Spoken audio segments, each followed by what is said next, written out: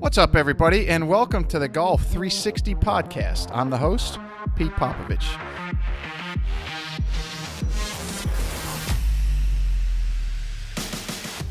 So you may be wondering what Golf 360 is, and I came up with it and the name after spending over 30 years and a lifetime in golf, in and around the game, in all facets and levels, and I have come in contact with, become friends with, learn from, pick the brains of, etc., a bunch of different people within the industry, outside of the industry, all who have exceptional knowledge, information, experiences, etc., to pass along to make me better in the game when I was playing it, or outside the game in the business that I've been involved in, on the teaching side, etc. So because there were so many different people that I had access to and was fortunate enough to have access to, I thought, if this is an all-encompassing podcast, why not, and it's golf related, why not call it Golf 360? So hence the name. The one thing that I've found out about all these people that are going to be guests on the show is they had two common denominators. One, they were very highly accomplished and exceptional at what they did in their field. The second was they were more than willing to share their knowledge, their experiences, their pearls of wisdom with me and many others who were more than willing to learn and improve themselves, be it in their games, their businesses, their life, or what have you. So I hope that you're going to enjoy listening to the show, to each and every one of the guests that I have on the show, and that you're able to utilize information that they give, whether it's a story or an experience or what have you, so that you can continue to improve at your game and at life. This podcast is brought to you in part by Old South Golf Links. A short ride across a bridge from Hilton Head Island is one of the area's finest golf courses and a hidden treasure. Set up on towering pines and ancient oaks with sweeping arch vistas, truly makes Old South Golf Links a one-of-a-kind golfing experience. The Clyde Johnson design was named one of the top 10 new public courses when it opened, and it also takes full advantage of the natural beauty of the Low Country. Old South is a fun and unique challenge for golfers of every skill level and a favorite of both locals and visitors. Whether it's your first time here or you're a regular, you'll be treated and feel like family. From the bag drop to check-in at the fully stocked pro shop with both men's and women's apparel, to breakfast or lunch before or after your round, the staff is always ready and willing to help. Experience for yourself why Old South is one of the premier golf courses in the Hilton Head area and why it will quickly become a favorite of yours too. Visit them in person or online at www.oldsouthgolf.com, or to make it tee time, simply call the pro shop at 843-785-5353. Today I have a very special guest, and he is United States Marine Corps retired Colonel Andrew Drew Smith. So some of you out there might be thinking to yourself, well, what the heck does a Colonel in Marine Corps retired have to do with the game of golf? And it's funny that some of you might be thinking that, because Colonel Smith actually asked me the same thing. If I can just back up a little bit. So we had met through a mutual friend, Andy Hinson, who is the director of golf at the Legends of Paris Island. And Andy said he thought that Colonel Smith would be a great guest to have on the show. And I said, absolutely, I'd love to have him. And Colonel Smith agreed to be on. And then as I reached out to him sometime later, he had some hesitation. And it was only hesitation because he's so conscientious and wants to make sure that he provides value to whatever he's doing, that he told me, he said, look, I'm not sure I understand how a Marine and a golf podcast can kind of go together. I'm really not sure that I'm the best guy to do this. So I asked him to join me for lunch one day, and during the course of the conversation, I said, are you a golfer? And he said, of course. And he's a fanatical golfer. He loves the game. We get into that in the interview as well. And I said, okay, let me ask you a second question. When you're playing, do you have the discipline to stick to your routine? And he said, well, I have one, but I'm really not disciplined enough as I should be in staying consistent with it. And I said, okay, let me ask you one last question. What organization around the world is known for their discipline and their ability to maintain their routines? And he got a big smile on his face. He said, you're right, I'm in. So for those of you who might be unfamiliar with some things in the military, the Marine Corps is known around with most everybody in the country and around the world to be one of the most disciplined branches of military and to stick to their routines very strictly. And of course, for anyone that plays golf, you know that is one of the most important things you do. So not only do we do it or have a lot of discussion on disciplines, routine, and preparedness and why they're so important. We go back to the beginnings of it, the genesis of it, how to develop it, the importance of those things, etc. But we talk about a whole bunch of other things. We get into leadership and trust, whether you're in an organization, you're in a golf facility, you're a player and a caddy, coach and a player, whatever the situation, we get into that. We get into his playing career, his career and its advancement throughout the Marine Corps, plus a whole ton of other things that I'm sure everybody, whether you're a golfer or not, you're going to love listening to him. He's a great guy. He's a phenomenal leader, and I was very, very fortunate to get the chance to sit down in front of him to do this interview. So I hope you find it as entertaining and informative as I did in talking to him.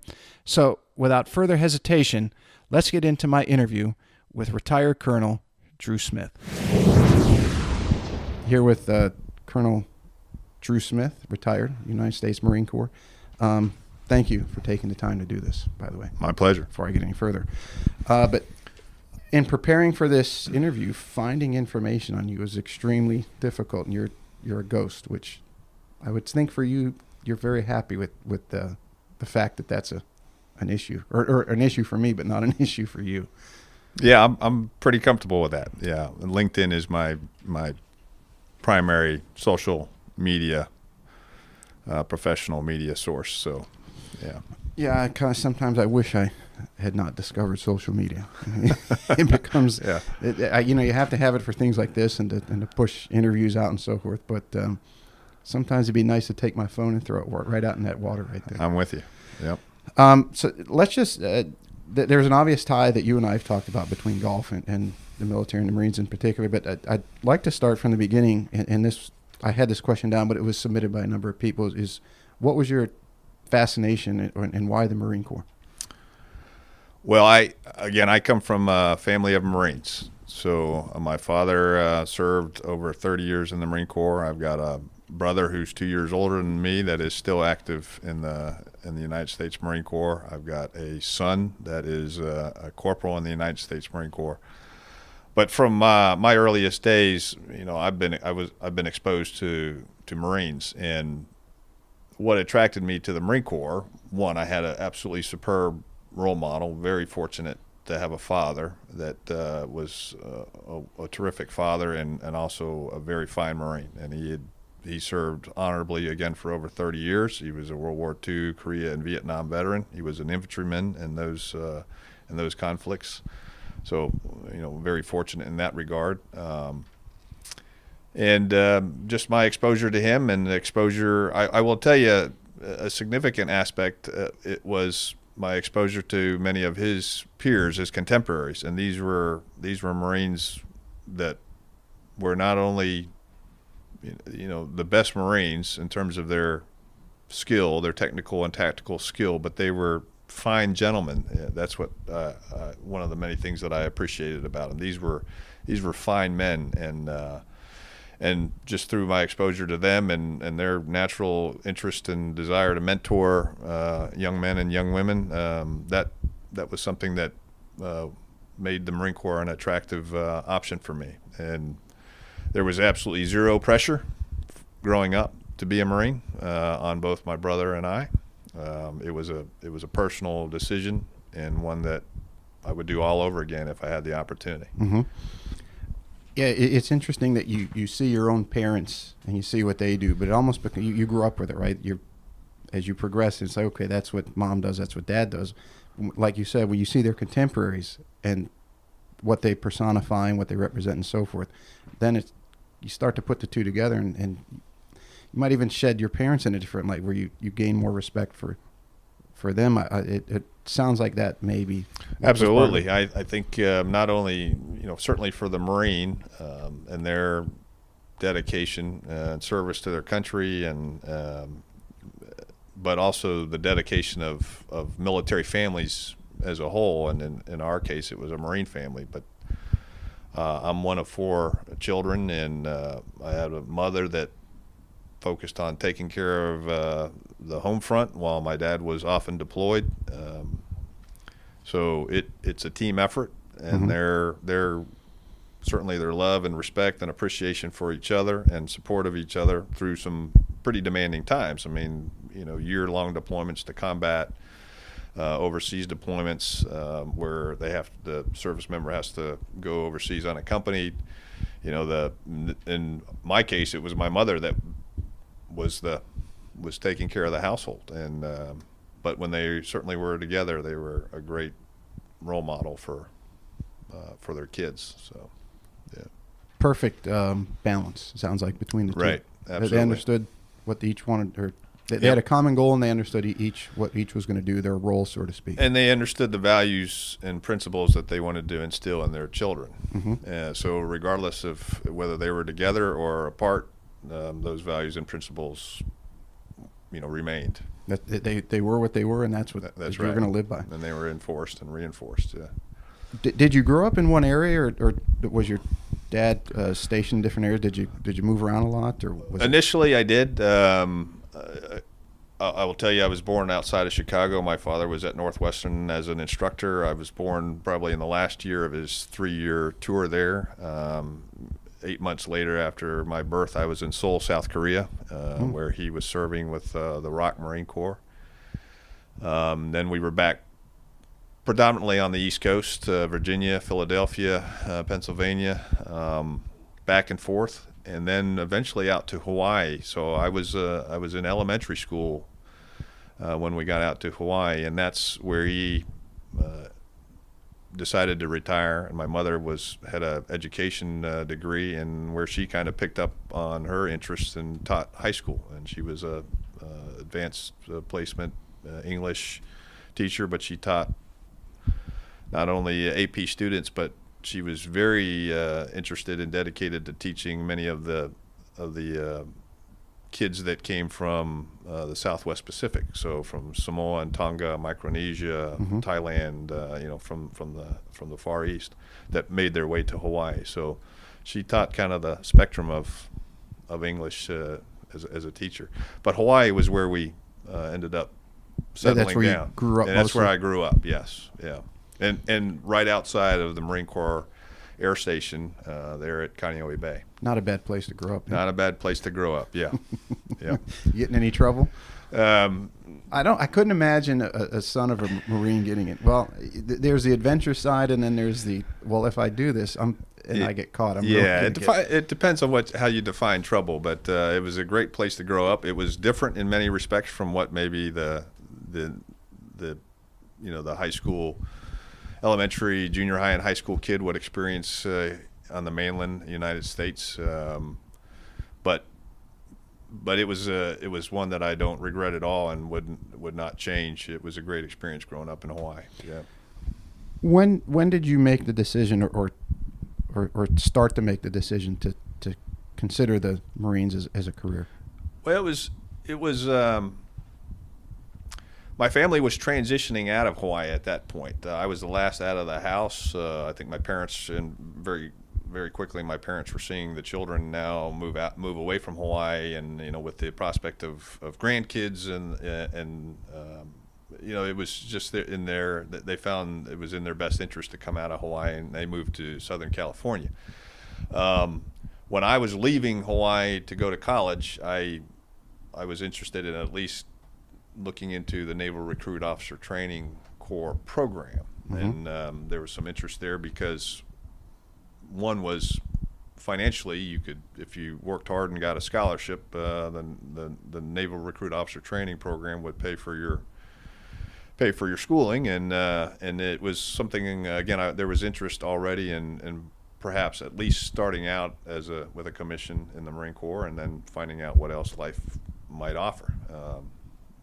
As I've talked to many officers over my career, and many that were senior to me, as I looked for their insight, many of them would kind of describe it as I was always interested in what was over the next ridge line. So that's what kind of kept me in the Marine Corps, and I can relate to that. almost exactly. Sense of adventure.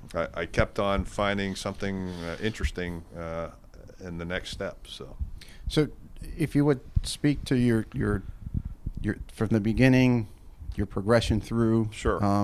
The work involved, your accomplishments, your challenges, how you overcame those, and so forth, if you don't mind. So I was commissioned in May of 1987 from the University of Oklahoma. So that's always an interesting aspect of the conversation. How do you come from Hawaii to Oklahoma? But Oklahoma had a great Naval Recruit Officer Training Program, and it had the prospect of perhaps getting a scholarship and taking that financial burden off my parents was important to me. So you went in, not to cut you off, but you went in right out of high school? I went from high school. I went right to the University of Oklahoma, right? Okay.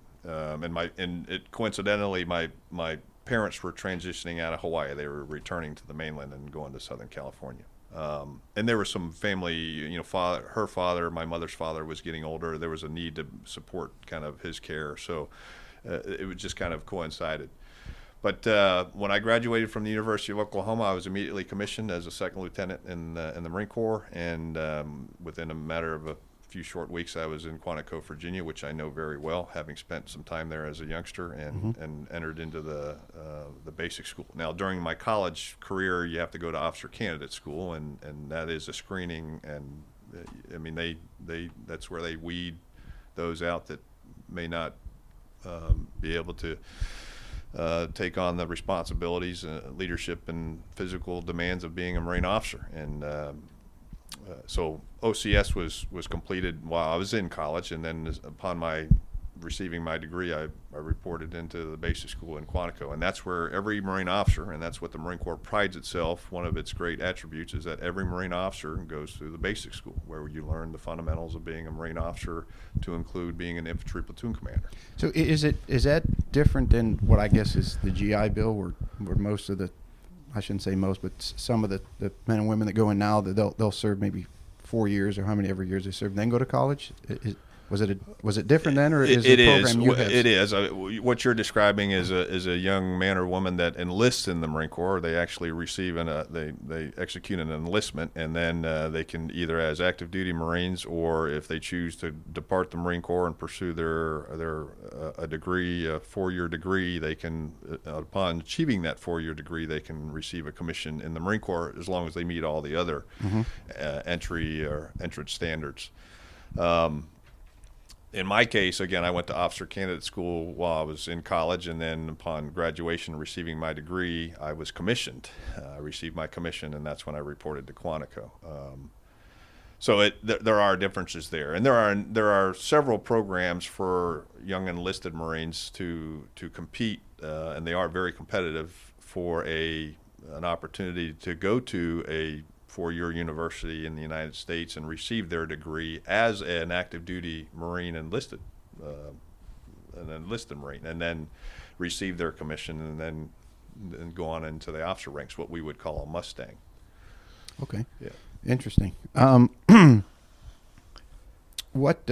you're, I don't want to say, well, with your background, your dad and your family being in it,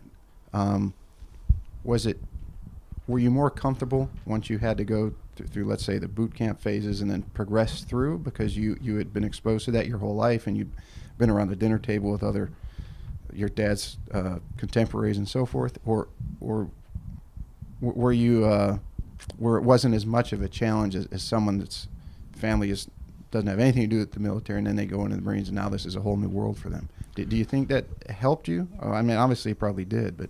Yeah, I think, absolutely, I do think it helped me. I had some insight into what the Marine Corps was as an organization, its standards, the expectation of Marines. So that certainly was a benefit.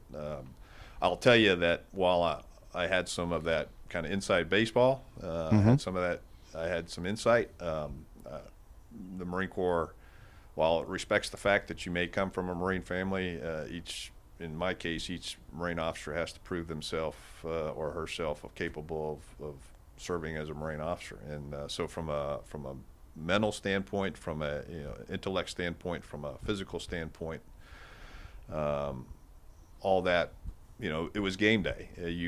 Everyone's starting at that's right, 0, and you earn it every day. At least you're expected to earn it every day. So, but yeah, it was certainly helpful, and I will tell you that having a brother 2 years older than I, who also was commissioned in the Marine Corps, I had the luxury, I had the benefit of being able to have conversations with him, and he was a bit of a pathfinder, if you will, on occasions, and I certainly would seek his advice on, and I appreciated his input on, hey, just pay particular attention to this, or make sure you're doing that, or so that was always helpful. Kind of the nuances of yeah. the best way to go about it. Yeah. Now I know many officers that have not had, for instance, that luxury, and that I have absolutely tremendous respect for, and I think their perspective was probably one of, this is, while it's all new, it's exciting, and it's what I want to do, and they were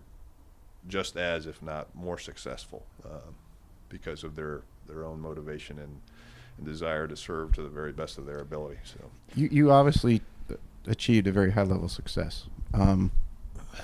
Colonel was your rank when you retired. Mm-hmm.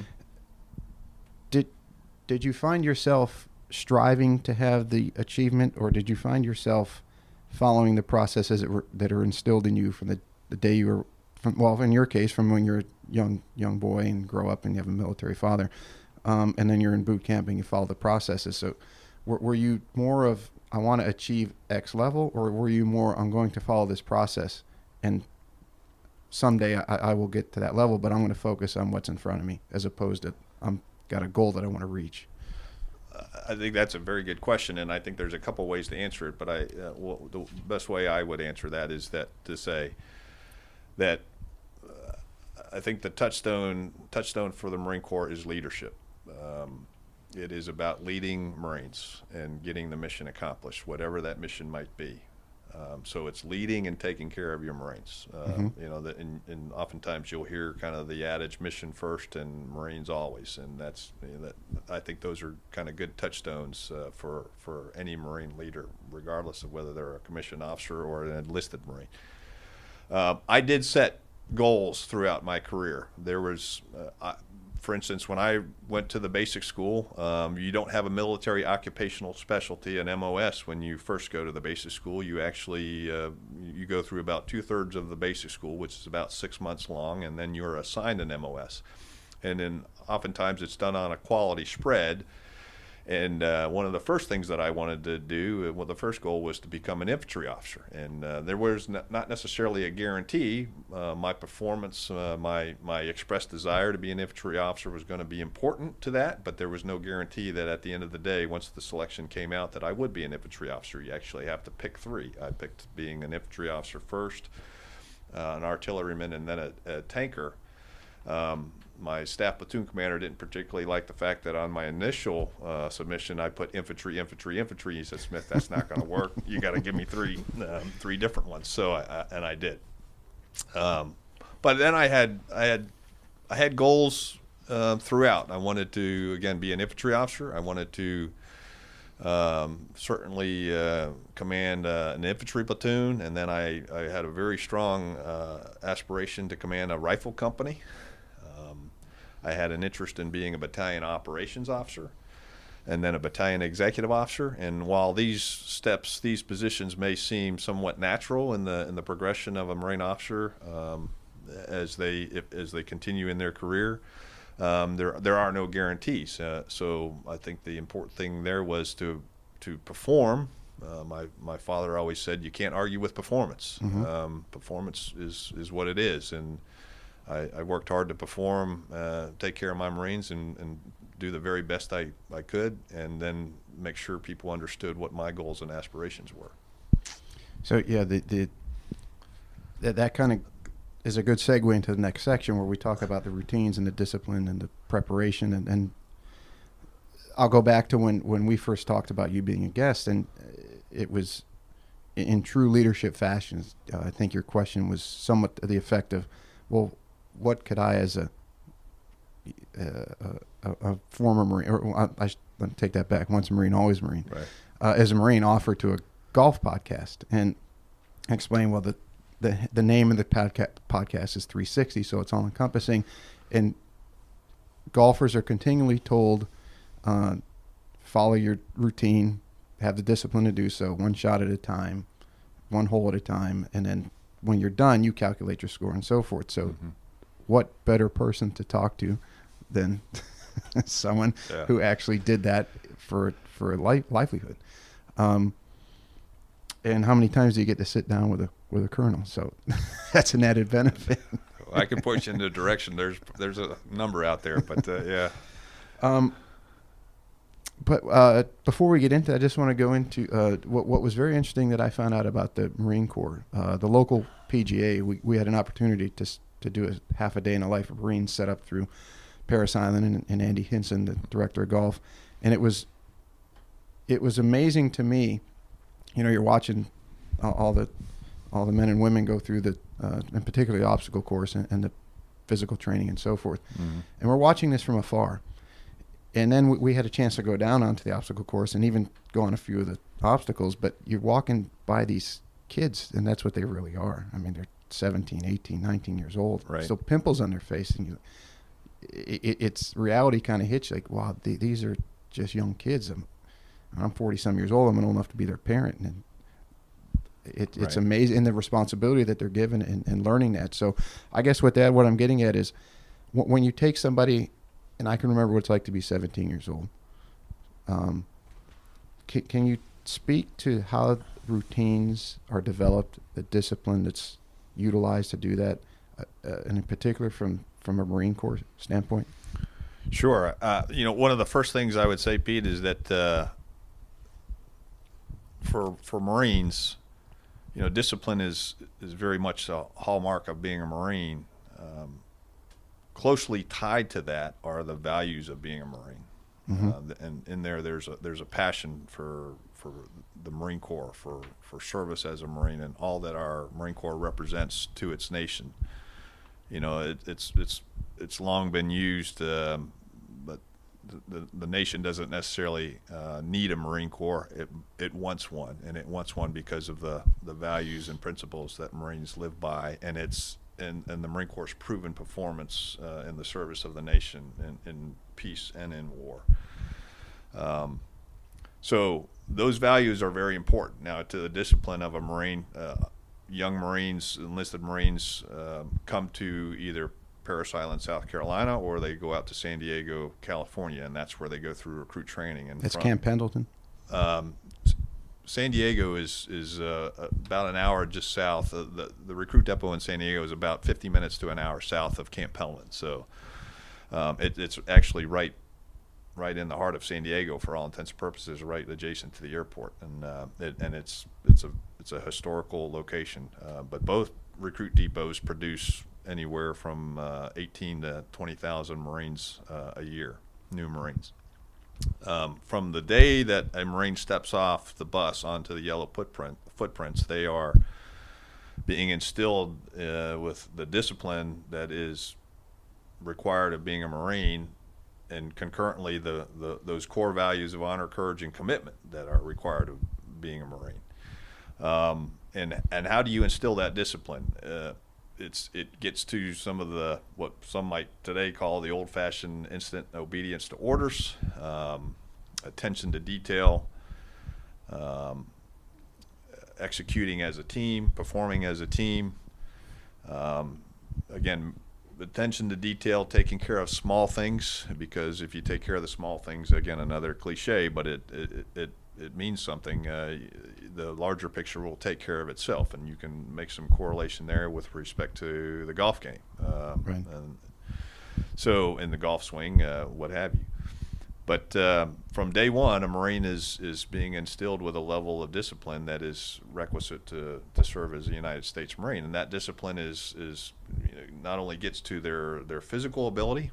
We're elevating their physical ability, getting them in shape so they can endure the hardships of being a Marine, and the fitness is very much a part of being a Marine.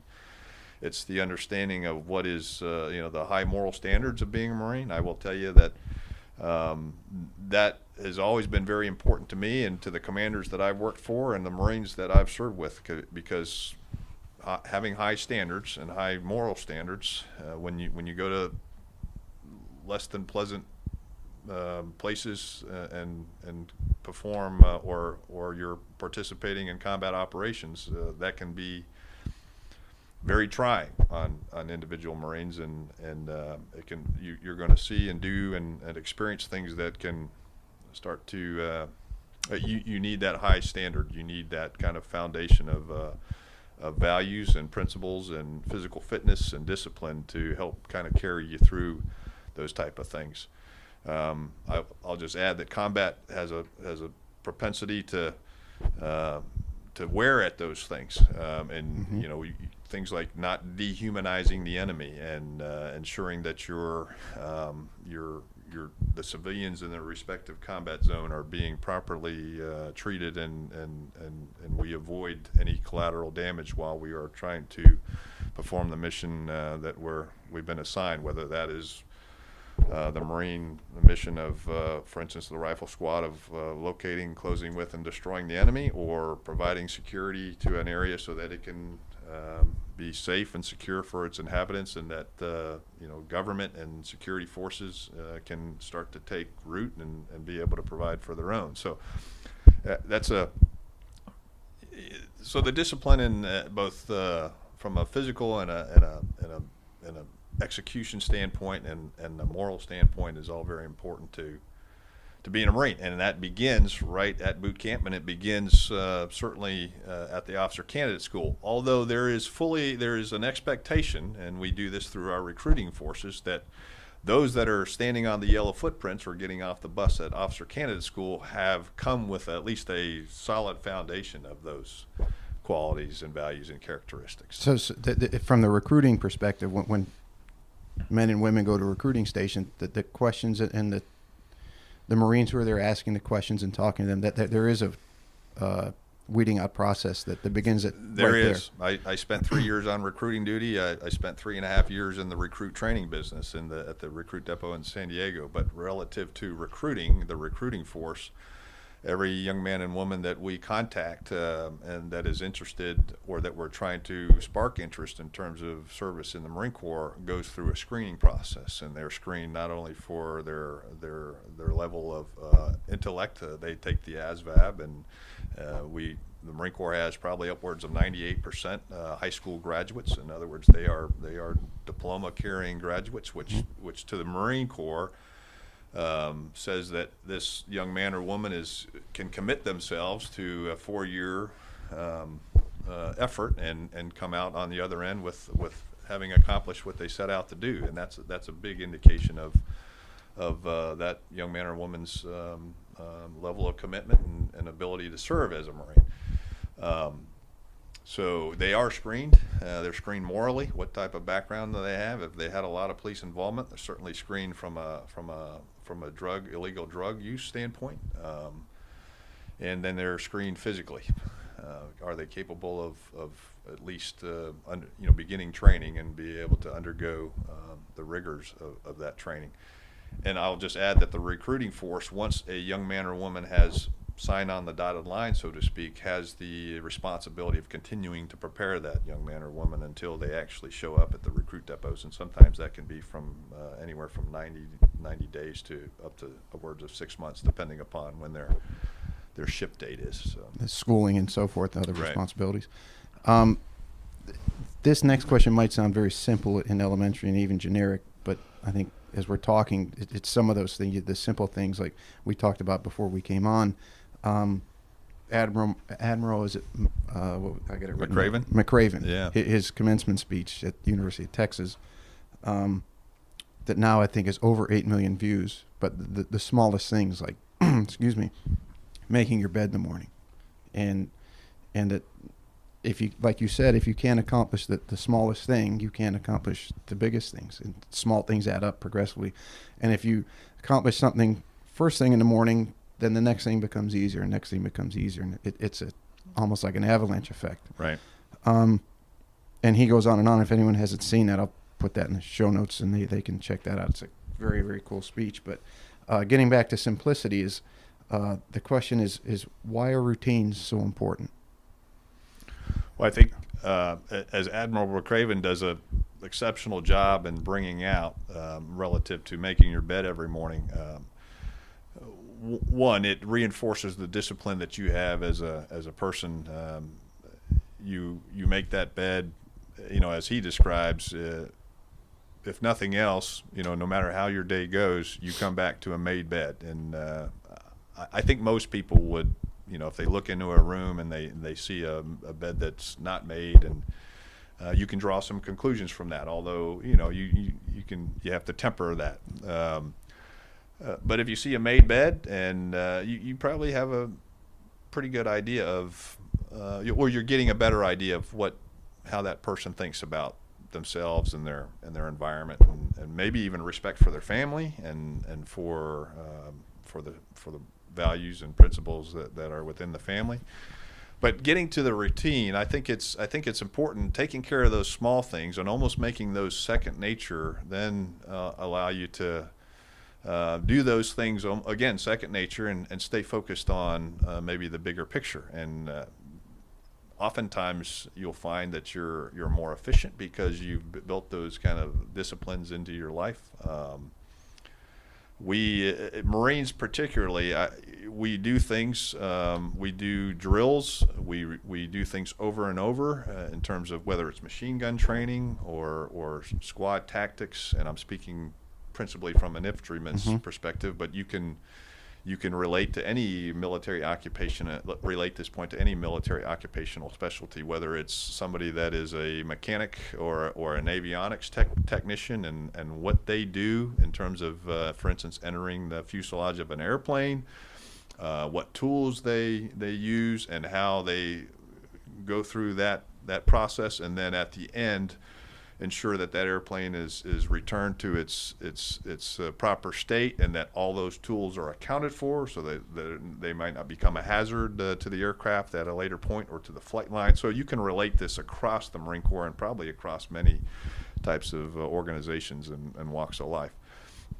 But again, paying attention to those small things and having practice, rehearsed, reinforced this discipline of execution, if you will, makes it become second nature. So coming back to the infantry, when an infantry officer, I'll just use that example, is going to, for instance, establish a defense, there are certain things that officer will think about right away as he's moving on to that piece of ground, so to speak, to establish a defense. And I'm speaking maybe of a rifle company that is going to set in on a hilltop or on a ridgeline or something. There's certain things that he's going to immediately think about. Security being one, and then he's going to position certain weapon systems in certain locations, and then he's going to lay out how his organization is going to be set in for that night, and then he's going to put a priority of effort in terms of what they're going to be doing for the next several hours, and by doing that, all that is coming kind of second nature to him. These are things that he's been trained, or she has been trained to do. They are, again, second nature, and that person, that Marine, is able to then lead their organization efficiently. Therein, Marines look at that leader as having not only the tactical and technical competence, but also the confidence in themselves and being able to lead the organization. So there's a lot of interrelationship there. But coming back to it, that discipline of doing things over and over to where they become second nature, and you establish, either for your organization or for yourself, a standard. And coming back to Admiral Craven's use of the bed as a good example of discipline, you have it right when, if you get up in the morning and you haven't made your bed and it's gnawing at you a little bit, and instead of walking out the door, you go back and you make your bed. Right. And I think that's foundational to, I think, success in a lot of walks of life. In relating to golf, when people will come into a school or a lesson and so forth, and you start to establish a pre-shot routine, and they're very sometimes apprehensive or want to buck that trend or what have you, and they, well, why do I need this? And so, I mean, for a basic standpoint in golf, it's like, okay, when you get out there, if you're trying to break 90, you're trying to break 100, or whatever you're trying to accomplish for the first time, the nerves kick in, they go in overdrive, adrenaline pump. I mean, you're not yourself. You're not, what you feel now is not anything like when you're going to try to accomplish something. And at least your routine will give you a sense of some comfort in a very uncomfortable situation. So is there any similarity between that and the routines that y'all develop in the Marine Absolutely. Corps? I think it's not only physical muscle memory in terms of the routine, but it's the mental muscle memory. And we've all seen, so specifically, relative to golf, we've all seen when we've watched, on the PGA where a pro, something bothers him. Either he's on the tee box or he's on the, he's on a green getting ready to, he's positioning himself for his putt, and something happens, a butterfly lands on his golf ball or something. You see how he kind of resets or she resets. They actually come out of their stance. They oftentimes, if it's a part of their routine, they'll get behind the ball again and look down the line, and they will then reestablish themselves in order to execute that particular shot. That makes complete sense to me, as I know it does a lot of golfers. And there might be some out there that say, just pull the trigger on it, come on. But to that golfer who's obviously taking, one, enjoys the game, wants to be competitive at it, is taking it seriously, they're preparing themselves, again, setting the best conditions they can to execute that shot. That is very important.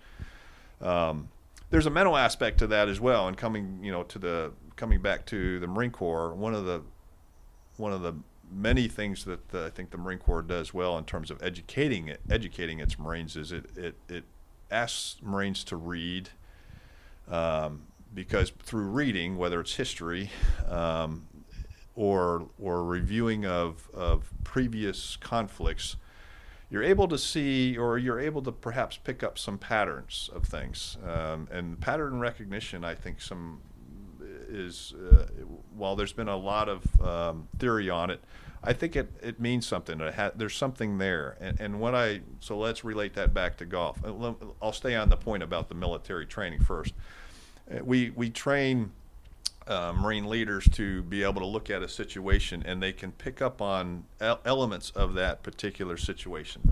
If they're looking at a map and they see terrain, and there's an enemy situation, as best that they can identify through intelligence, and they've kind of mapped that out, they are able to look at that and see what they have. There's an intuition there about what perhaps they need to do, and an enemy command post being located here, an enemy indirect fire system, for instance, mortars or howitzers being located at this particular position, and that leader is going through an assessment of what is that's their command and control mode. What is most dangerous to my organization, and what do I need to probably address first through my ability to accomplish this mission?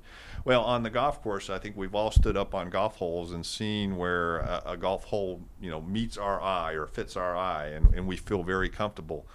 And in those cases, it becomes second nature, where we just tee the ball up and oftentimes just put a really good swing on it, and we hit it where we want to. And then there are those holes that we've all experienced where it just doesn't seem to fit our eye. So we have to work a little bit harder to understand to where we want to place that golf ball. And then we have to have the personal discipline, both the mental and physical discipline to put a good swing on. To execute. That's right, to execute. And oftentimes execution in golf, as I think I know I've come to realize, and I think a lot of golfers do, is that even though the mental process is very strong, you still have to have the discipline to keep the golf swing free, and to free it up, to allow your natural ability to come through, rather than trying to manufacture or guide that golf ball, which oftentimes results in something. In golf, there's a definite.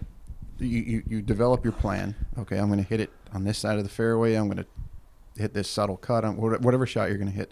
But then the transition between that and the execution of it, there's the commitment of it. That's right. You got to commit to it, regardless of how uncomfortable the outside variables are. And from listening to what you just gone over on the Marines, it sounds like it's almost identical. It's very close. We, again, another perhaps cliche, but you develop a plan and you support it, and then don't fight it. execute the plan. The important point is that you've put the effort forward as much time as you have available and resources that you have available. You've put the thought into what you want to do and what is the priority of your effort. And then once you have the sensing or the confidence that you have a solid plan, then you just need to execute. And military operations in golf are very similar. That no plan on the military side, no plan survives first contact with the enemy. Golf probably very similar. You could be standing on the tee, it could be absolutely calm, and when you take the swing, all of a sudden a gust of wind comes up, and that ball is now finding itself in a location that you had not intended, or much further away from what you anticipated. So you have to be able to call some audibles. You have to be able to adjust to that, and mentally be able to adjust to that, and take it in stride. And I think that gets to the resiliency and self-discipline that I think good golfers have, because we all know, it's very rare that you're hitting good shot after good shot after good shot. I think it goes back to what we just discussed on, if you have a very strong, you develop your routine towards very strong, you're disciplined enough to stick to it, then even if your plan doesn't fall into place the way you had hoped, then you can fall back on the discipline in your routine, and you can persevere through whatever setback you might have, whether you hit it in the woods or you hit it in the water. It's like, okay, instead of extending yourself too far and getting frazzled and anxiety ridden, okay, let me step back, go through my routine again. Here's what I'm supposed to do. Here's what I'm going to do, and then you execute that. And we've seen that. We've seen that exactly on, particularly on the PGA. I'm always impressed when a pro, which you don't often see, a pro hit one out of bounds or double cross one into the water. Mm-hmm. But they hit that next shot, which is always impressive. And perhaps in the next hole they're making birdie. So I think that's always that's a very strong indication of their mental toughness and their resilience. The bounce back category is what they. That's right. Yeah. And I think we've all golfers, pro and amateur, that you've grown up where there's been days where you just as soon throw that putter into the pond or snap an iron or two. And I certainly have felt that way. But my brother and I both kind of had this understanding early on. We growing up and being around a golf course and playing junior golf and then high school golf, is that when it came to that, you're just going to kind of take it. You're just going to suck it up, understand that it's just maybe not, the day's just not going well for you. You're going to keep working hard. You dig in, try every shot, and then when the last hole is completed, you just put the clubs in the car and look forward to the next opportunity. Go home to your made bed. Yeah. And say, and not right. Go home to your okay. made bed. That's right. And take satisfaction in that. And not have to look back and go, man, I a bunch of temperamental theatrics on that hole, and that didn't serve me well for the next 3 holes. My blood pressure was up. I was all ticked off, and I was trying to hit every shot, 300 yards. And don't let one tactical error compound itself. That's exactly right. Yes. Understand and frankly anticipate that things will go wrong, and think about how you're going to react to them ahead of time. Mm-hmm. One of the whether I knew the officer or the enlisted Marine personally or not, you learn a great deal from Marines, or at least I have. And I remember General Pace, who was a former chairman of the Joint Chiefs, say that when he would wake up in the morning, and I think I'm quoting him almost exactly as he would say it, but as he was shaving, he would think about the possibilities or the potential of maybe a contentious issue or a very serious conversation, which you could expect that he was probably involved in a few of those. Mm-hmm. And he would already anticipate the contents of that conversation and how he might react to a response or a particular presentation or a particular position of somebody that was, for instance, on the other side of the table. And that helped him, as I recall, and it's been several years, but that helped him kind of prepare himself for the day. So when you do confront those situations, it's not completely new. It's something that you've thought about and already prepared for. Gets to the preparation. So One of the simplest things, going back, keeping it very simple with routines and so forth, but one that I always found interesting, I actually did a video on how to mentally prepare for your round, and making your bed was one of them after many years ago, seeing the speech by the Admiral. But the other one was, and I don't see this talked about very often in the Marines, but you see it in all the documentaries and in all the movies, that when that horn goes off in the morning, your butt needs to be out of bed. In other words, you're not laying around in bed procrastinating. You're not thinking about what you're going to do. It's as soon as the alarm goes off, if you're in civilian life, or if you're going to play around, you get a round of golf that day. When the alarm goes off, or when your eyes open, that's when you get out of bed. Yeah. Because it turns your brain on immediately to start functioning and accepting the challenges, or going after the challenges of that day. Right. Is that part of what's instilled as part of the routines? Is when that bugle, or horn, correct me again if I'm wrong, not to my Marine lingo. No, I get you. But when that goes out, and you need to get out of bed, is that part of built into the routine? It is. situation? I saw it in. It certainly was for me. I mean, there's a number of examples I could give. I saw it in my son, who I'm very proud of him. He's a fine young man, and again, he's a Marine corporal. He's a machine gunner. He was a typical high school student. He played football, so he was involved in discipline type of activities, and he was a very solid student. But it wasn't uncommon for him to sleep in and sleep in several hours. Now today, if you asked him, he can't stand to sleep past 6 o'clock in the morning, and that's probably sleeping in for him. The normal reveille or wake up time for Marines is 5:30, but he doesn't. He likes to get up and get moving. I do too. It certainly is something that is ingrained in you. It's inculcated in Marines. If in garrison, for instance, you're getting up early and you're going to work.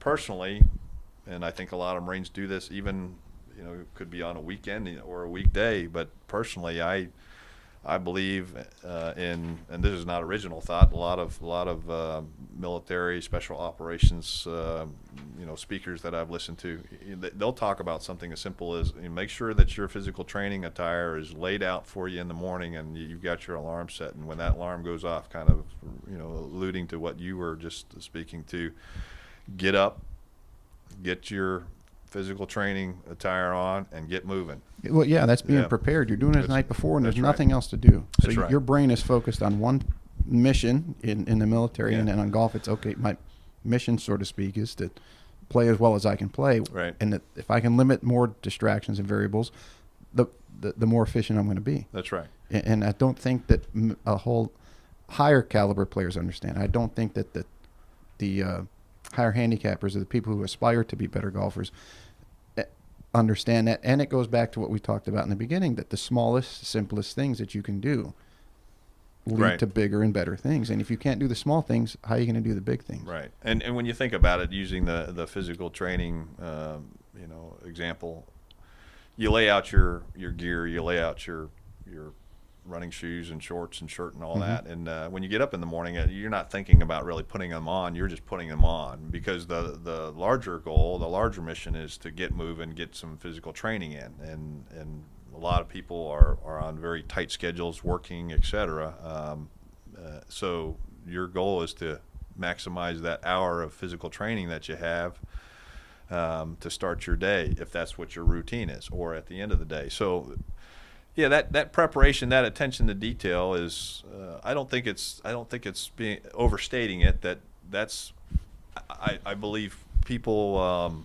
A lot of people do like that level of regimentation, and because it affords them other things, which is the opportunity to perform physical training and maintain their health and feel good about themselves. And of course, there's been a lot of study about the endorphins that result from good physical training, and how people approach their days maybe in a better mental attitude than if they had not performed physical training. So there's a lot of the discipline and the routine always equate to more freedom. Yes, you're in better health. You're more focused. Your job does better. Your personal life, everything. So tying it back to military training, and in my case, my experience with with young and older Marines, that type of preparation builds confidence.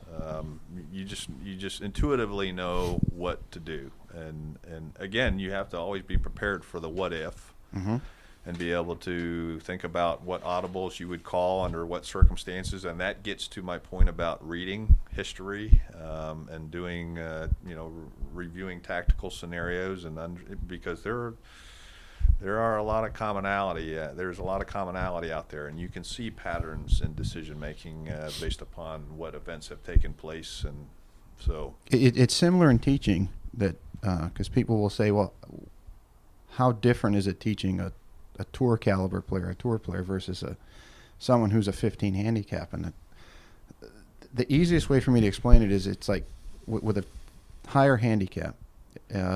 It's like looking through a giant bay window outside. Right. With an exceptionally good player, it's like looking through a pinhole, because they're swinging so fast, and most of it is so efficient. But you're looking for something very, very small that can create a problem throughout. Right. But Sports Illustrated a number of years ago did a very long study and article on athletes. They used baseball hitters in general. Are great hitters, home run hitters, high average hitters, are they born or do they develop it? And then they went through all the sports, and what they found out was that it's in that sport and in teaching, because we're dealing with motion, that it's pattern recognition, which is exactly what you said, recognizing where enemy has stations set up and so forth.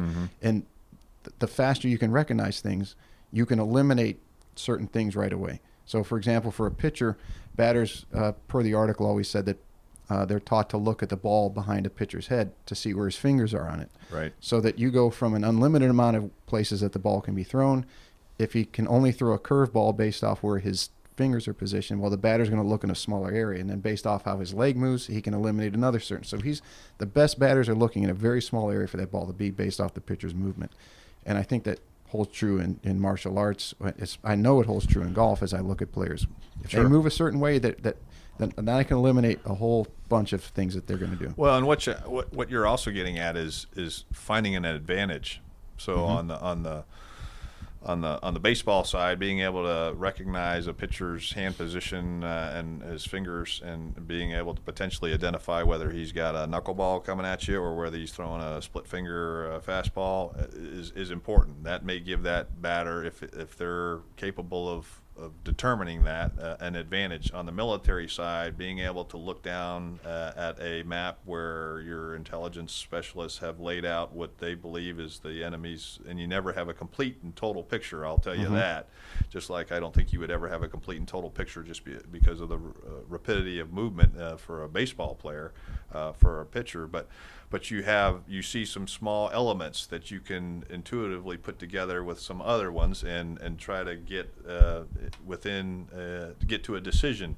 And that advantage on the military side is that you're making decisions because there's another decision maker on the other side that is your opponent. You're in martial arts, as we were talking earlier. You're trying to gain an advantage and get in within their decision loop, if you will. Make your decisions faster than theirs. That is an advantage, and then apply your resources to be able to achieve what you want to achieve. Whether it's a decision in an MMA bout, or whether it's a decision on what you believe is coming at you out of a pitcher's hand, or what you believe is the right course of action tactically for in a military scenario. Right. So I do definitely see correlation to all those. So I spoke to the teaching side. Now on the playing side, where somebody might be sitting at home saying, well, they're talking military, they're talking baseball, they're talking instruction. How do I do this from playing? Okay, live recognition. Okay, if you're chipping, you're hitting out of the rough. Is your ball sitting down? Is it sitting slightly up? Is it sitting a lot up? Right. Understanding that is going to determine your plan. And then that gets into your routine and your discipline, everything that we just talked about. Sure. So, and we could go on for. How many times have we hit a golf shot and then reminded ourselves that we didn't take into account the lie, or we didn't take into account that the green and the grain were going away from us. And you kind of you figuratively kind of kick yourself and go, boy, I need to get my head in the game, so to speak. And that's kind of how I see. Those are those little things. Yeah. I mean, people. some people come out and say, or young people in particular, usually that are wanting to go to the next level, whether they want to play in college or they want to turn pro. Yeah. And they said, well, what do I need to do to do this? And I said, okay, you do this. Well, no, I mean, there's nothing bigger. They're looking for that pot of gold. There is no pot of gold. No. And I would just add that, we've been talking about what perhaps a military leader, his thought process or his or her thought process, what they go through, a batter.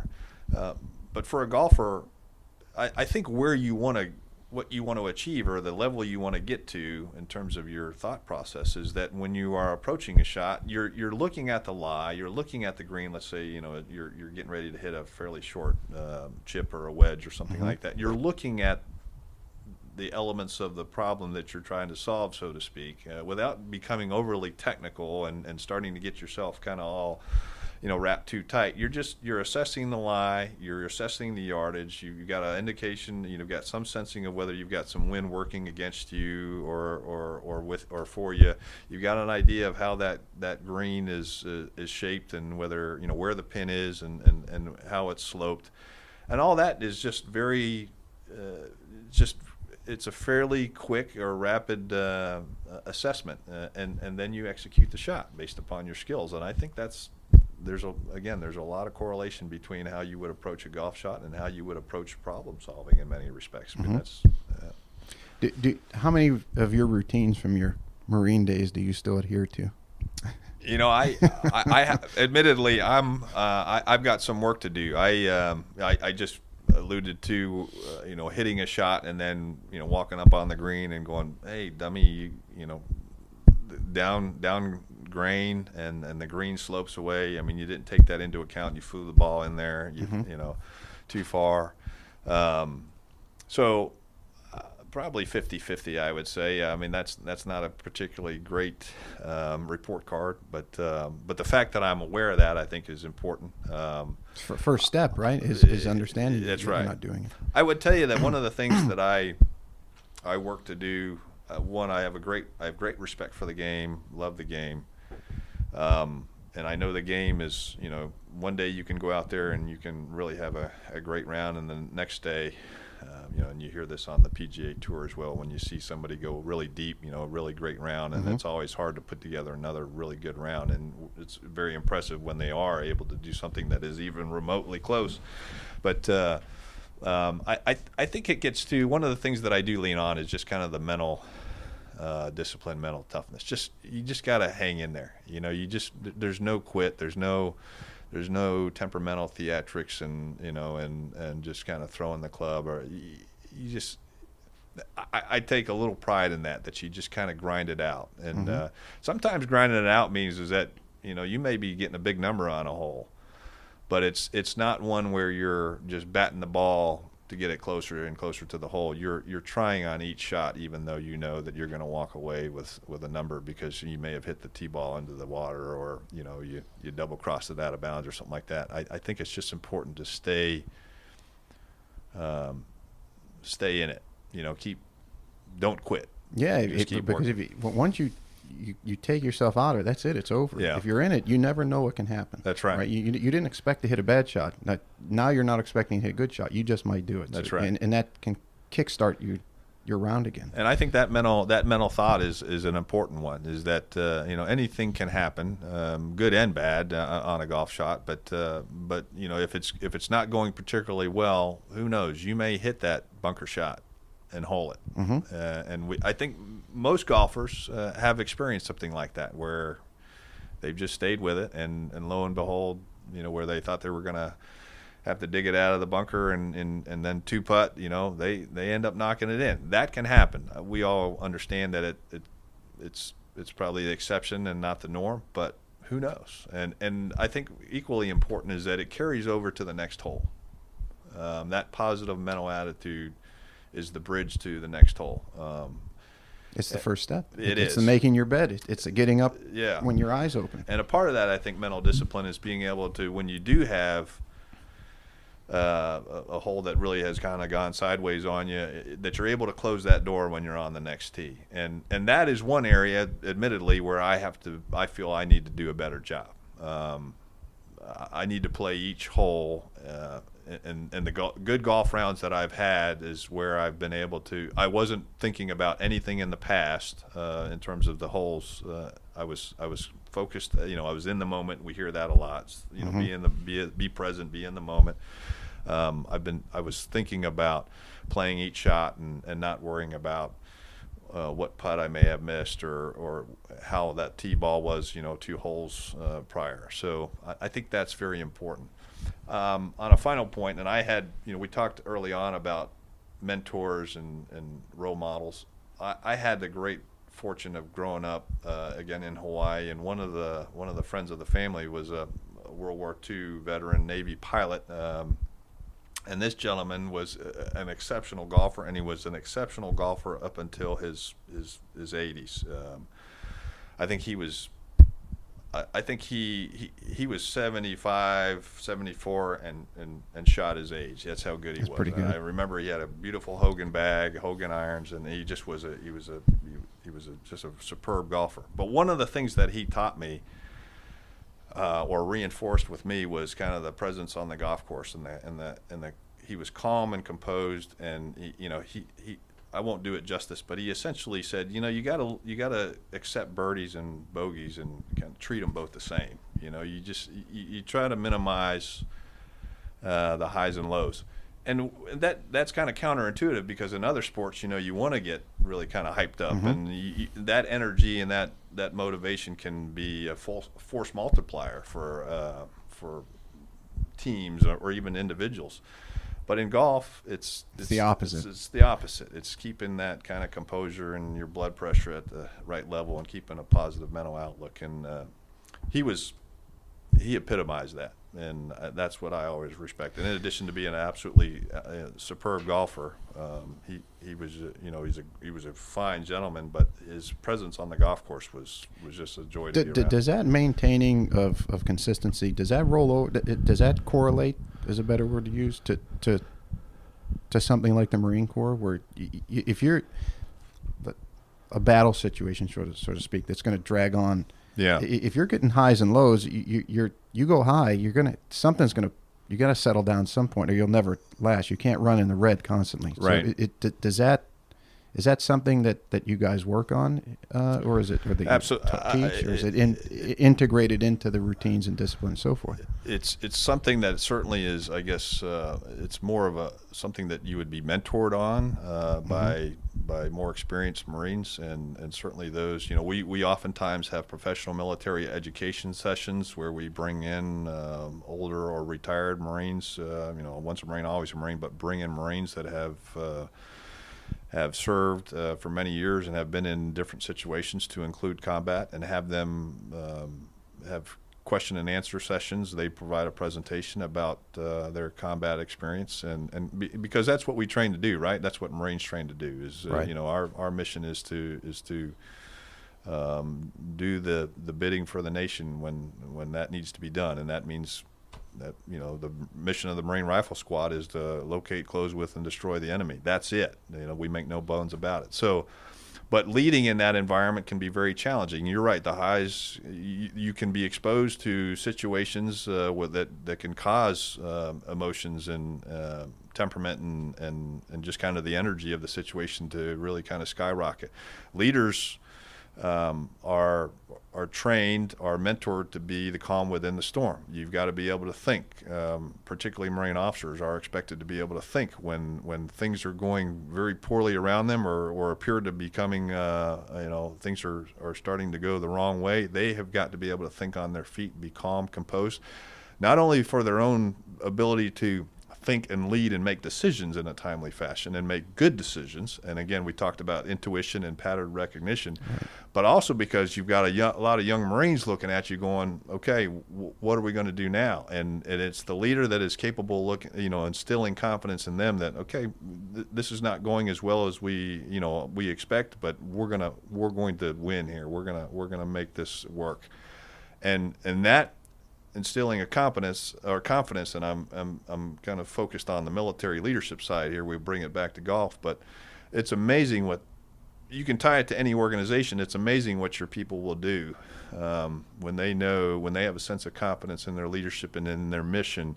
They'll take the initiative and they'll make good things happen. And that was one of the tremendously rewarding aspects of being a Marine, is being around Marines and men and women who are committed and make good things happen in some pretty tough situations, in some pretty demanding missions. So in the most dire of situations. Absolutely, yeah.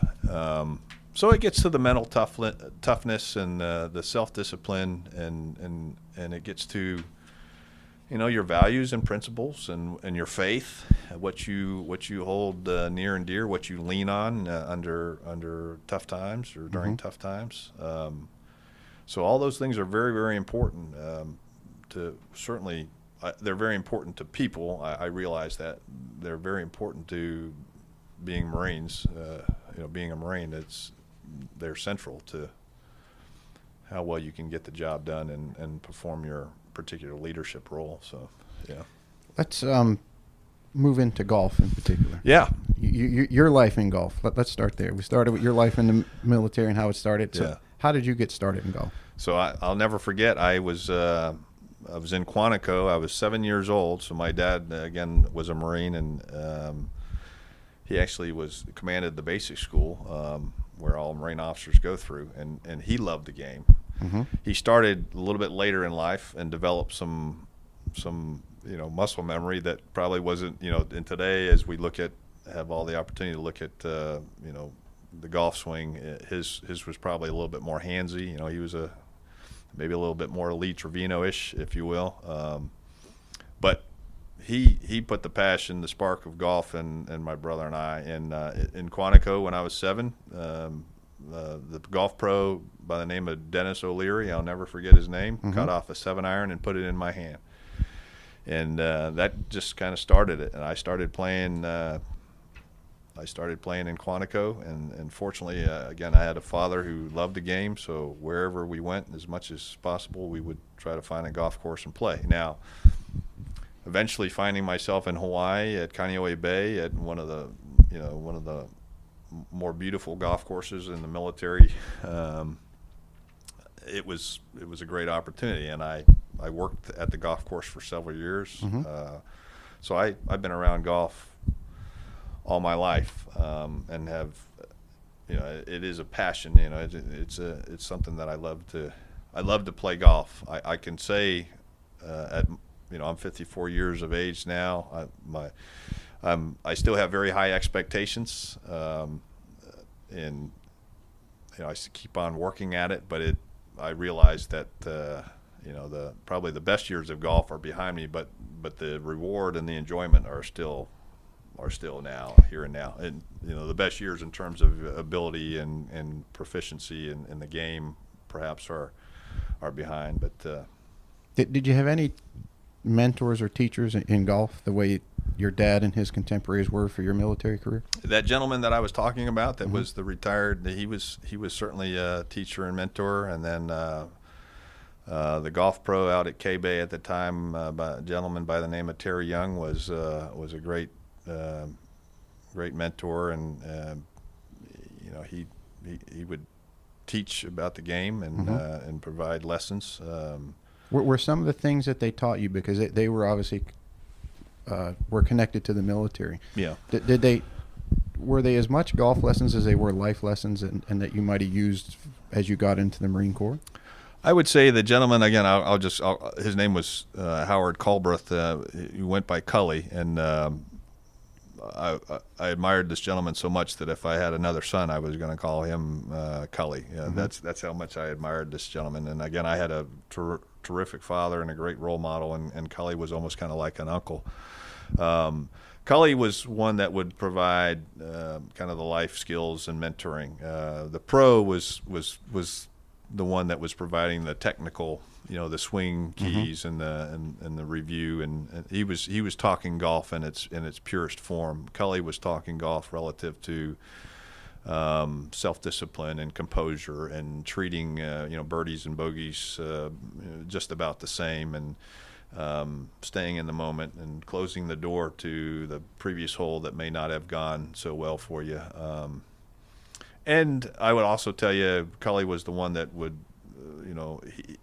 in Hawaii you have trade winds, so he would teach about certain skills and creativity is what I'm trying to get at, and keeping the ball down or shaping the ball based upon trade winds and the golf course that we were playing. So yeah, there was a very technical side from the golf pro, which was all good, and then there was the kind of the good uncle mentoring, who was also a very proficient golfer, mentoring on the golf course. So when did you know you were hooked? When did you get the golf bug? Well, I would say when I was probably elementary school, junior high in Hawaii, and just as you start to grow and gain a little bit more strength and feel more comfortable with the golf swing. Of course, at that age, you're a flat belly, you're limber. You can play 36 holes without and carry your bag without even thinking twice about it. Not even being sore the next day. Yeah, not even being sore. And again, it was a great environment because the beach was right outside. Right along the golf course was actually along the beach. So I mean, it would be a day where I would play. I'd go to the beach, come back, play 18 holes, and then I had the afternoon shift at, for instance, 2:30. This is during the summertime when I wasn't in school, and work at the golf course. So it was it was one of those kind of lives. It was a nice lifestyle, is what I'm trying to say. But I was hooked probably at that point, and started to play junior golf in Hawaii. And as we've talked, I particularly liked playing competitive golf, although I don't necessarily consider myself a good competition golfer. But I do like the excitement, the challenge of playing competition golf, and following the rules closely, putting everything out, and at the end of the day, seeing how you did relative to everybody else that's in the tournament. Although on that particular point, I remember my father saying, "Hey, that's you in the golf course," and then you just post the score and see how it all kind of sorts out. And then I think that was always good advice. So one of the questions that somebody asked me to ask you is overcoming fear. So obviously, in a military situation, and you're at the highest levels of fear because you're dealing. You and they are dealing with loss of life. Is what can happen if things aren't carried out correctly or as planned.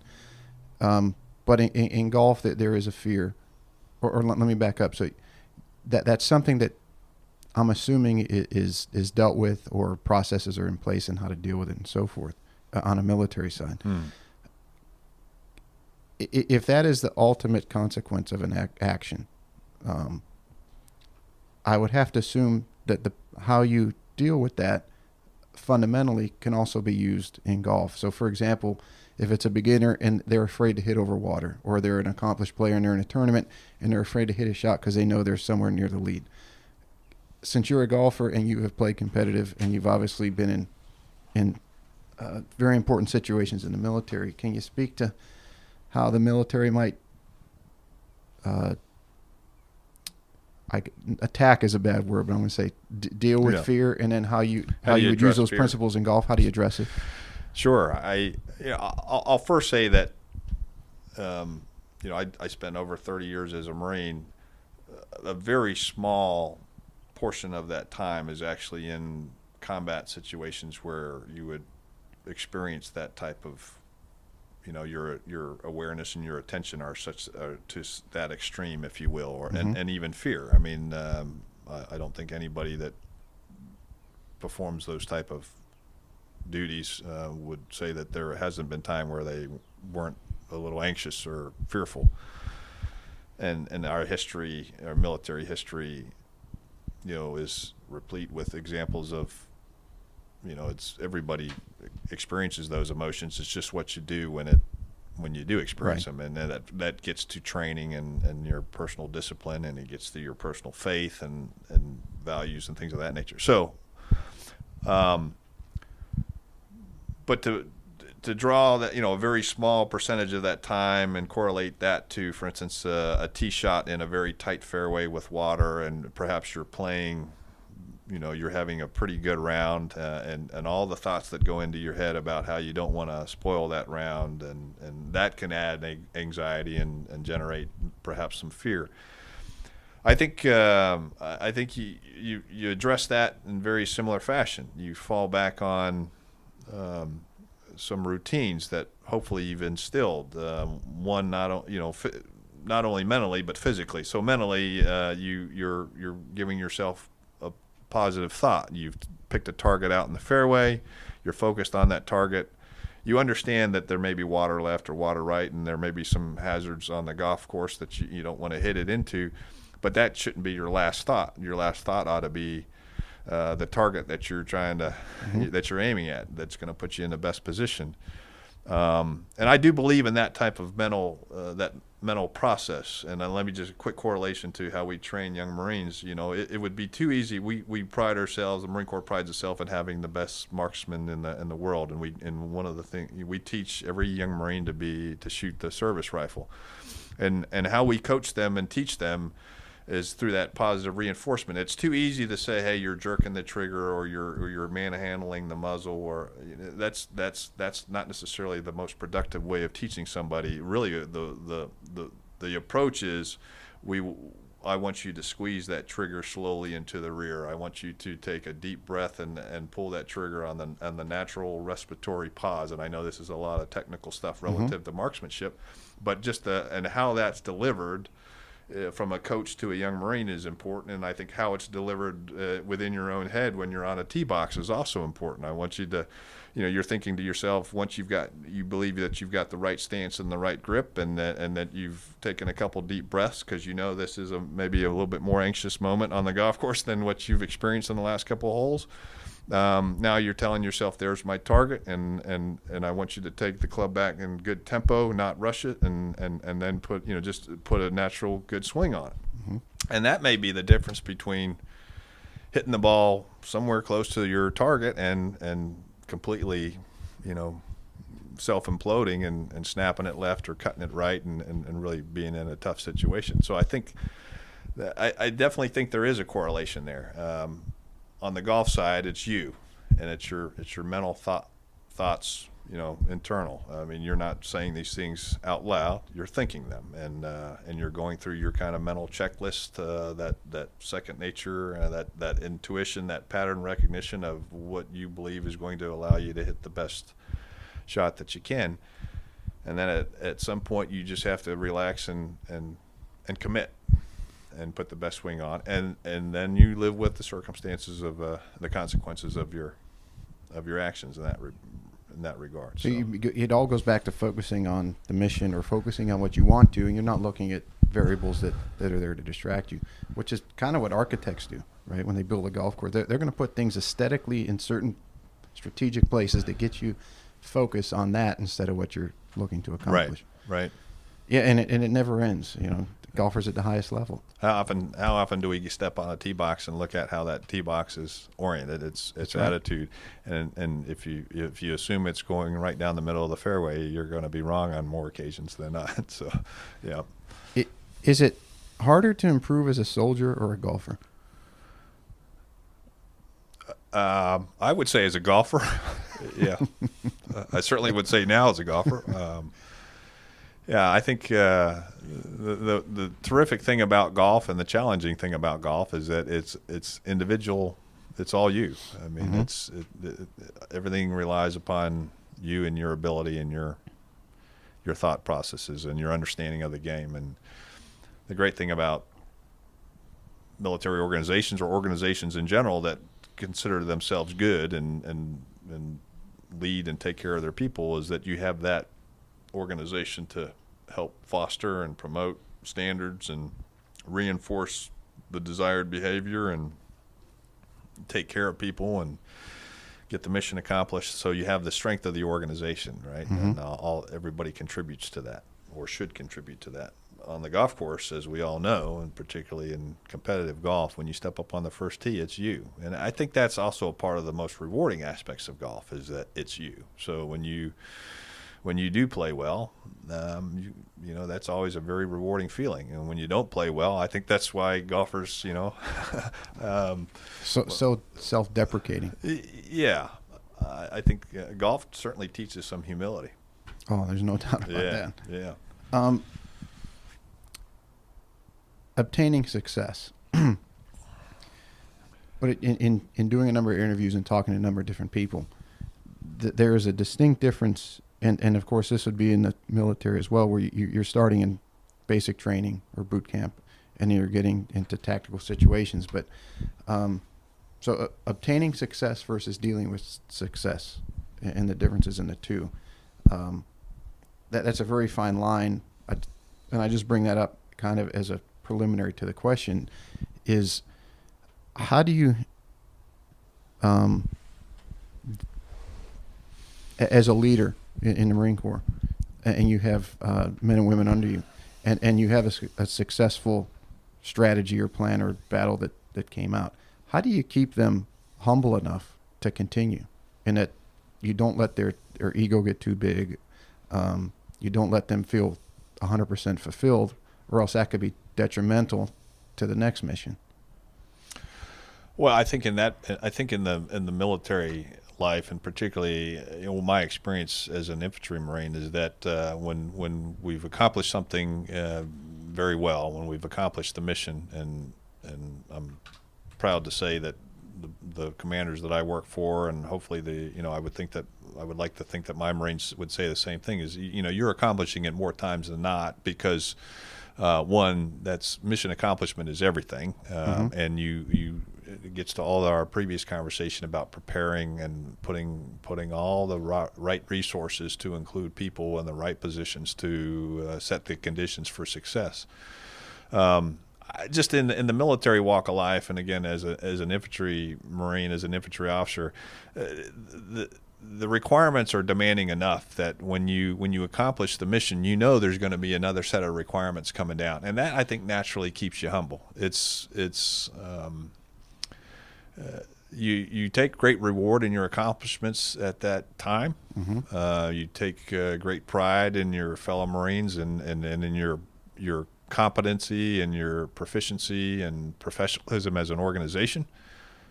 But you know that you can't rest on your laurels. There's another mission coming. There's always something else coming. There's always something coming down, and it could have gone very well today, and it can go pretty bad tomorrow. And in many respects, it goes bad, and you may not have any control over how that it went bad. It's something that you simply have to quickly understand, and how you're going to adapt to that, and so many things are out of your control. Is that something that the in the military, that the experienced Marines would you try to have them relate that to the younger ones? Absolutely.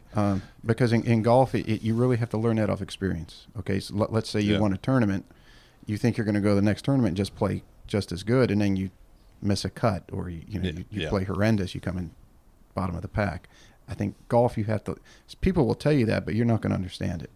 I get in the military, that's kind of, from our talk earlier, that's kind of developed early on, that Absolutely. You listen to elder statesmen because they have the experience. You do. If you're smart, you will. In both. That's right. Absolutely. And we've seen it on the PGA Tour, where a pro has a fairly young pro finally breaks through, is the phrase, that they've had enough experience and been under enough pressure where they finally break through, and then their comfort level, they're now familiar with that pressure. They now understand it.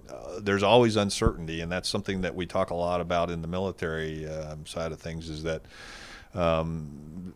uncertainty is something that you have to deal with. You have to realize that you're never going to have the complete picture. You may not ever have all the resources that you need. You may, the things like the weather can cause problems and can turn very quickly, and that type of uncertainty can. We also talk about fog and friction. Things become very difficult. and particular environments that the military operates in, and that gets to the mental and physical toughness and using your brain to to think through things, and sometimes very quickly, and solve problems. On the golf course, I think there's always uncertainty, and you apply what you know, and you try to repeat that when it's going well, and when it's not going well, you're going through a series of problem-solving steps to try to determine how you can quickly get it back online and get it going. So, yeah. So in the little bit of research that I could find on you, the best I could extrapolate is you have multiple master's degrees? I have two, yeah. Two, both in strategic studies, right? Studies? Yeah, national security. So how much do you strategize or lay out a strategy for your game? Let's say you're going to play in the club championship at the Legends of Paris Island. How much do you lay out a strategy for yourself? I don't know that I really lay out too much of a strategy. I think I try to approach a golf hole. It's probably broken down by golf hole, and where I would like to position the ball, as I think most golfers do. I don't know that I lay out a strategy. If there is anything kind of strategic, and when I enter into a tournament, or I look at how I would, how I would like to approach a tournament, it's probably more along the intuitive side about being rested, having the right gear, making something as simple as making sure I've got 14 clubs in the bag and not 15, or I'm not leaving something out. It's about thinking ahead about when something does go wrong, and I don't know that any golfer who plays in a tournament that something doesn't go, there's something is going to go sideways at some point in time, how I'm going to react to that. And oftentimes that's just, hey, be prepared for the uncertainty, or be prepared for the unexpected, or be prepared for something to maybe not go quite your way, bad bounce, something of that nature, and how are you going to react to that?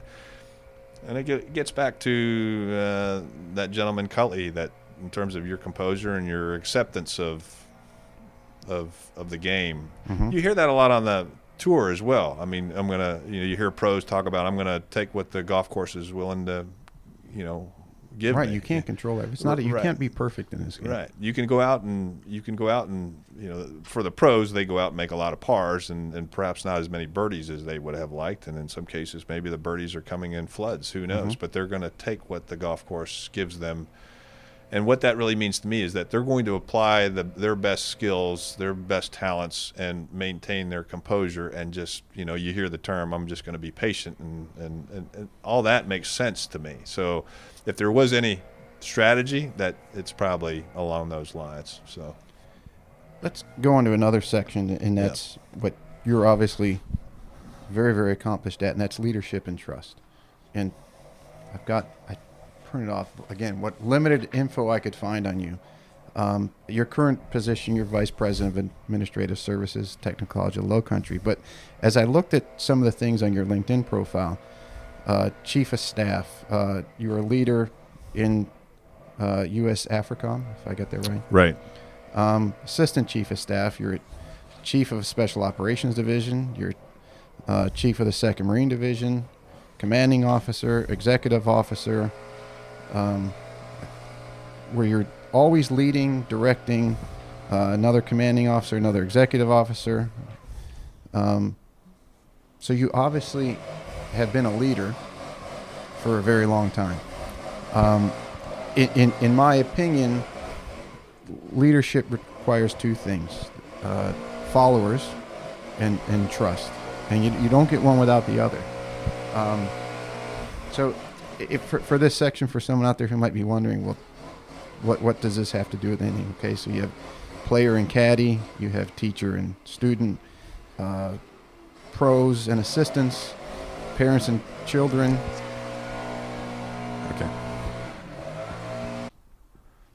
Okay, we're back. So as we were going over, you have been in position of leadership for a very long time, had a lot of people that you were leading and following, and as I was saying, my opinion, you need two things for leadership: followers and trust. And then as that relates to somebody listening to this, in golf, you have a player-caddy relationship, a teacher, a student, a head professional assistant, parent-child, boss, employee, etc. And in the military, in the Marines in particular, and I remember listening to a story, there was a lecture I was at where the gentleman was interviewing or going to interview a general, Marine general.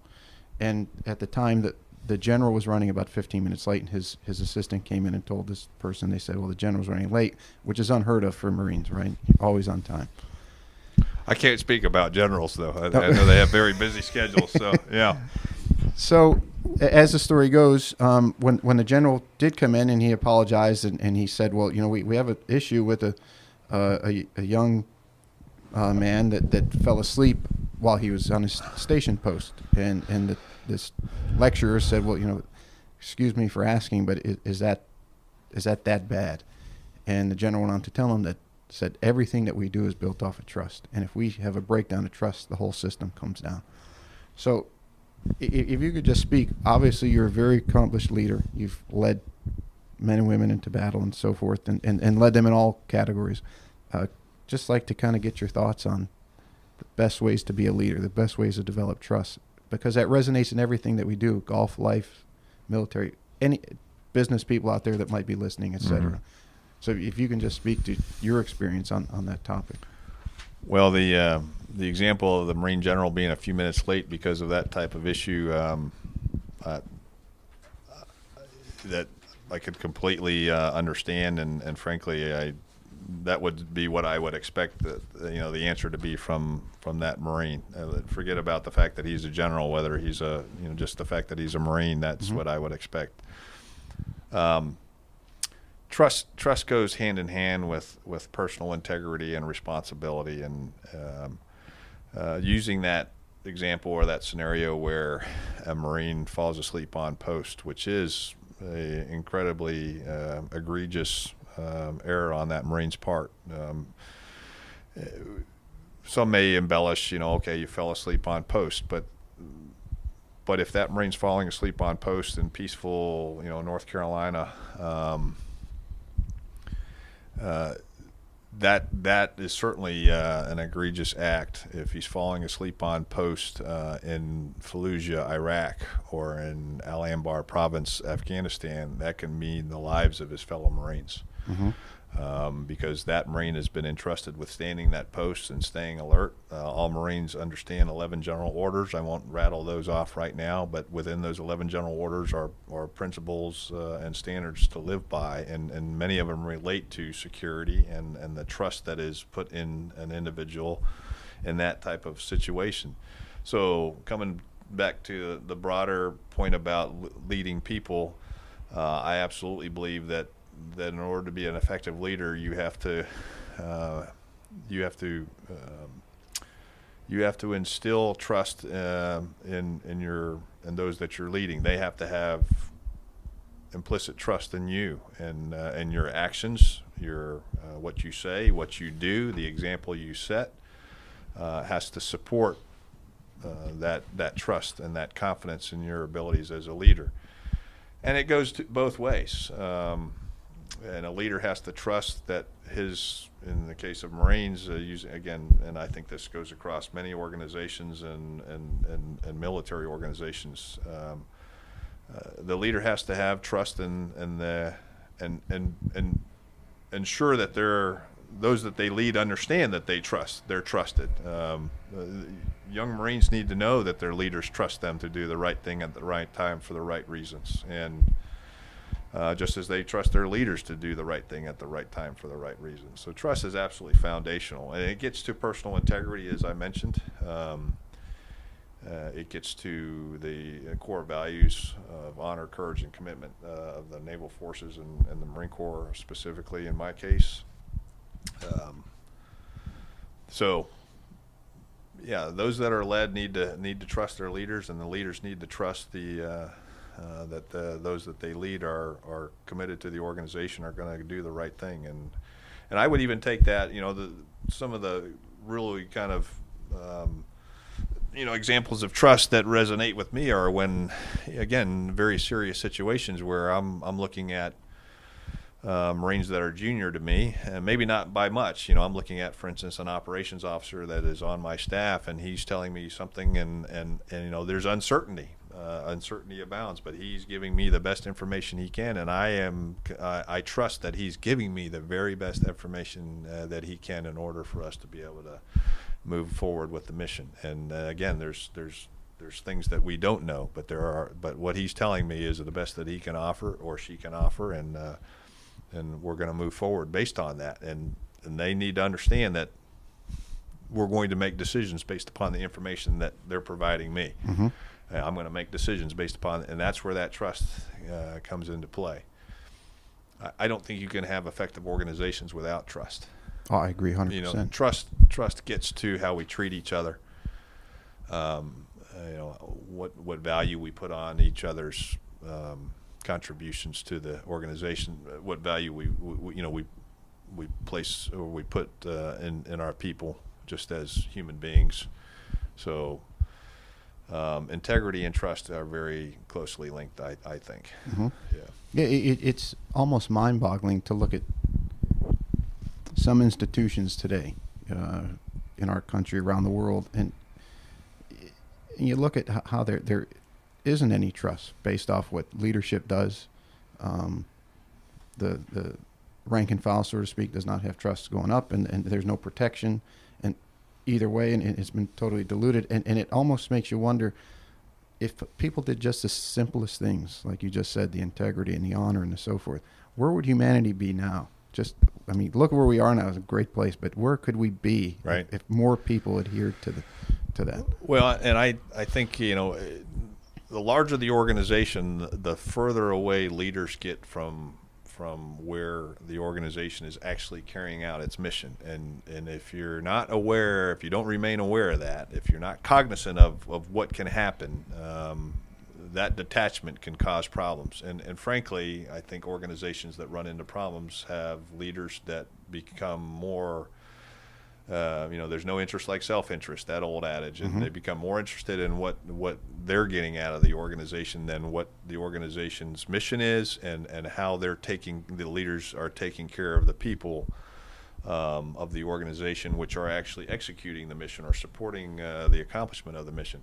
One of the things that I've always it's such a simple analogy, but one of the things that I absolutely love about the Marine Corps and have always taken great pride in is that, and we talked about officers versus enlisted, and we're kind of alluding to here taking care of people. A Marine officer eats last. When, for instance, if chow is brought out, if food is brought out to the field, they're eating dead last, as it should be. That newest, youngest Marine ought to be the first one in line.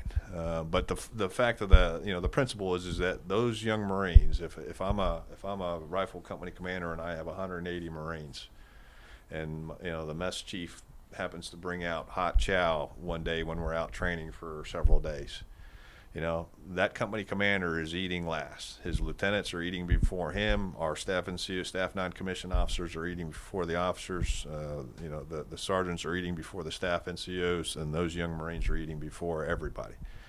And I think that's the right mentality. Well, I agree, and I think you see that in the best organizations, the Marine being a hallmark of that, and you see that in the best businesses. You see it in the most well-run golf facilities. You see it in a lot of different avenues where things that are run very well, and then in the things that aren't well, whether they put on a facade or not, if you have the ability to know the behind the scenes, it's a complete opposite. Yeah. And you're looking at it's like, how do they not put two and two together? Yeah, I mean, it is perplexing to see, but it should be no surprise when organizations start to fail or start to come apart, or there's division internally and there's disruptive behavior, et cetera. That was kind of the question earlier that we could have got off on a whole nother tangent. Maybe Absolutely. We'll do that in another podcast. It's a great leadership question, and the discussion you can have for hours. But I strongly believe that I don't care what mission you have, what organization you're a part of, if you don't know and take care of your people, then you're going to run into problems eventually. And when you do know and take care of your people, and what I mean by know, and I'll just expound on that for a moment. Very quickly, we had the Weyerhaeuser group come down when I was in San Diego as a captain. We had the Weyerhaeuser group come down from the Pacific Northwest, and they wanted to see how Marines train and their leadership principles and values and things of that nature. And we had a roundtable discussion toward the end of the day. And a number of the questions were delved into how well do you know your people on the floors of the Weyerhaeuser plant and this was a group from a particular plant that was running into some issues. I don't know that they were really having tremendous problems, but they wanted to kind of elevate their game and improve things. And one of the questions we asked was, how well do you know your people? Do you know that Mr. Smith or Mr. Jones on the line, is their wife ill? Do you know anything about their family? Do they have a handicapped child that has, special needs family member? And if you don't know those things, then you don't really know that individual that's working hard for you or you expect to work hard on your floor. Tie that into a leader that does know who they are and is understanding that there may be some special requirements for that particular individual relative to a wife who has just been diagnosed with cancer or a special needs child, and how you're going to ensure that that person is properly led and taken care of.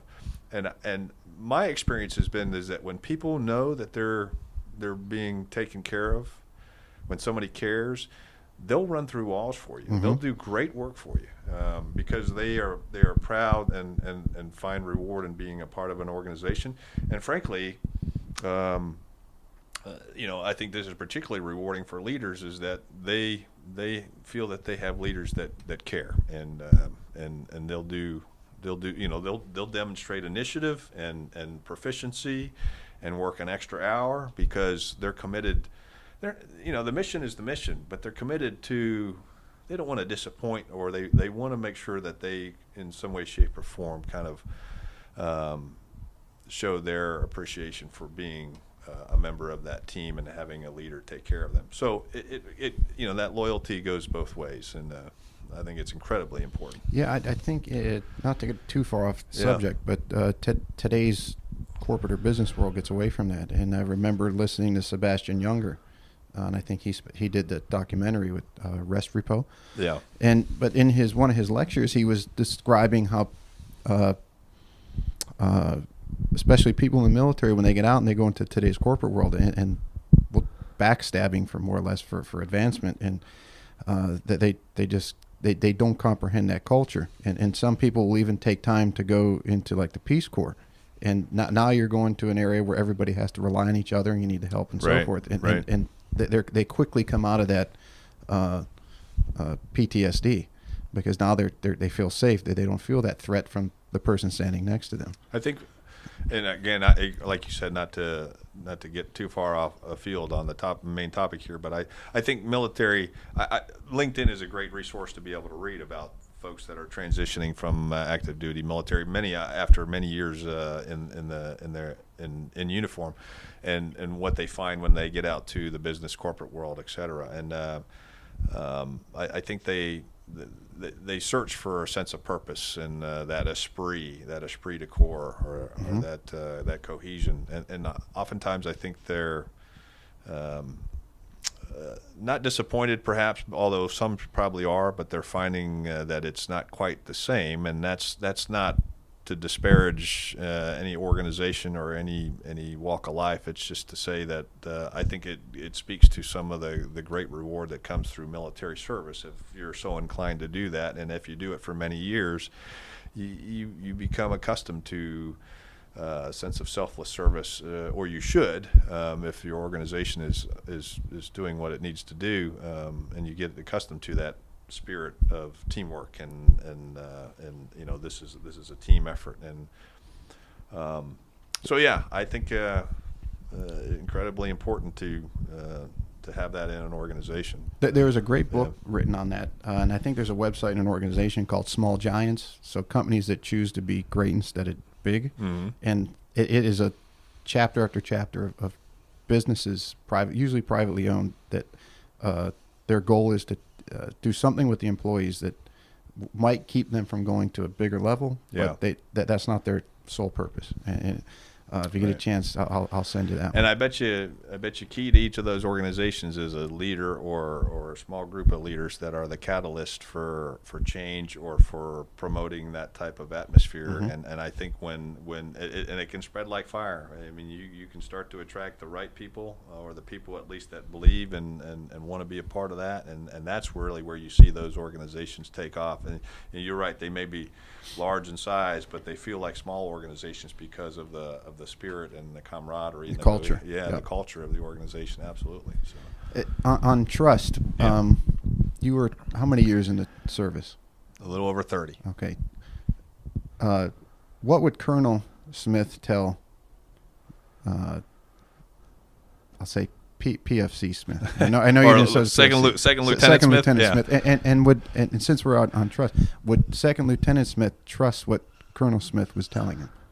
In other words, what would you tell your 30-year-old younger self? That's a very interesting question. I think if my second lieutenant self would listen, it would probably be a couple things. One, really take the time to enjoy what you're doing, even though there was times where it was very demanding training, or you're overseas and in situations that were not particularly something that you would enjoy. But take the time to enjoy kind of the larger, the broader reward that comes with being in the service that I was and being around the people that I was. So take the time. In other words, don't rush things. Hand in hand with that is work hard, have ambition, but temper that with other important, or through other very important and in many cases more important things in life, which are family, children, certainly spouses. Do the things that kind of round you out in my case as a man, that bring reward and are of value. Make sure you pay attention to those things. Don't take them for granted. Yeah, because I've even my father, who you can be so ambitious in any walk of life that you take those things for granted, and then they may not be there when you pop out on the other end. And I've seen that. I've had more seasoned, more experienced officers, senior officers mentor me as a member of a group of more junior officers on those type of things. I heard this early on, so I tried to live by it. Is don't believe anything in your performance evaluations. You're an average guy probably doing a big job. In my case, and I heard that from many commanders that I worked for, who I admired and respected, and they felt the same way about themselves. Is that don't believe, don't forget you're a human being. That's right, and don't drink your own bathwater. People are going to say nice things about you, and maybe you're doing a pretty good job, but don't ever forget that you're expected to do a good job every day, and don't become intoxicated with what people write about you. Just keep a sense of humility and keep yourself well-grounded and well-rounded. So I think Second Lieutenant Smith probably had the luxury of hearing a lot of that from Colonel Smith, because really what you're hearing now is kind of what I heard from my father and from other men. So that was a luxury that I had in many respects. I don't know that everybody had that, but I think I've met peers that have had similar benefit. And then take pride, in being a good man, and taking care of your family, and that's pretty good stuff to live by. Yeah, I think so. Yeah. Would he listen? Is the question. The question is, would he listen? Yeah, I would tell you, I would. Second Lieutenant Smith would. And there are probably some variations in there, because like any second lieutenant, even at the rank of captain, which is the best rank in the commission ranks of the Marine Corps, because you've been around a couple years, but you're still junior enough where you can make some mistakes and still survive, so to speak. But it's a great rank. I think Second Lieutenant Smith would listen, and as I mentioned, he did listen in many respects, because he had maybe not me talking to him, but he had people that share a lot of what I'm sharing right now with you that say the same thing. So, how, with all you've accomplished, successful, family man, good kids, good everything there, your career in the military, your career as a civilian life, how do you stay motivated? How do you get out of bed in the morning? Well, it goes back to that. I put my PT gear out, I put my physical training, and I get up, and because I do like to stay, in decent shape, and I like that because I feel better. I feel like I can, I want to be able to swing the golf club. I want to be, mobile. So that's a very small element, but that keeps me going. But I think as I've tried to teach my son, and I think my father tried to teach my brother and I, you just try to live life to the best you can, and you take care of those things that are important in your life. And in my case, again, family has always been very important. My service as a Marine officer was incredibly important. That's over, and that was going to end, and I knew that from the day that I first pinned on second lieutenant bars, as I watched my father retire. And so that the Marine Corps is a relatively small portion of your life when you think about it. I think those that do retire usually spend somewhere in just over 20 years, and then there's the population that goes out to 30. But even 30 years is a relatively small portion of your life, and so you hang up the boots and you look for what's the next challenge. What's the next challenge? What's the next thing you can feel like you're living a life of purpose and take reward from it, and all the while, focused on family. I had 4 children, and technically 3 of them are already out of the house. They're going to go live their lives. So, and those great times we had when they were younger and we were, traveling as a family and I was on active duty were incredibly rewarding. And I take great reward in those memories, but I want to now continue to foster, good family life with my kids as young adults. And of course, I have a terrific wife who, we look forward to, God willing, a lot of years of being able to do what we want to do. So, yeah. Kind of goes back to there's always another mission. There is. Yeah. I mean, you got to live life, right? And you got to do it, and it won't happen all by itself. I don't think. You set conditions and you plan and you think, and you get up in the morning and make your bed. You go PT. You look forward to Saturday golf. You work hard. If you're employed, you work hard to serve your organization well. So it's important for me to feel like I'm serving my organization, and that when my organization pays me so many dollars for my service, I want to know that I've served the organization well, or to the best of my abilities. So let's do some rapid fire. Okay. Simple stuff. All right. If you weren't a Marine, you would have been a blank. Fill in the blank. Golf course manager. That's pretty good. Caddy or cart? Caddy. Your bucket list golf course or courses, where would you like to play that you haven't? Augusta National, St. Andrews. I think that's it. Okay. Those are the 2 bucket lists. Yep. Do the Marines have the best uniforms? Absolutely. No question. Thought you might say no that. question. I had to throw an easy one in there. And America thinks that too. Right. Yeah. I think so. Yeah. Tiger or Jack?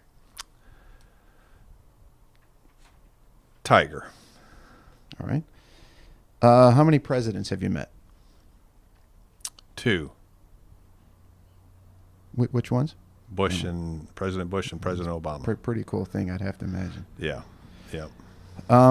If you could win one tournament in the world, whether it's the Paris Island Club Championship or any PGA Tour, any tournament around the world, which one would it be? I'd like the U.S. Open.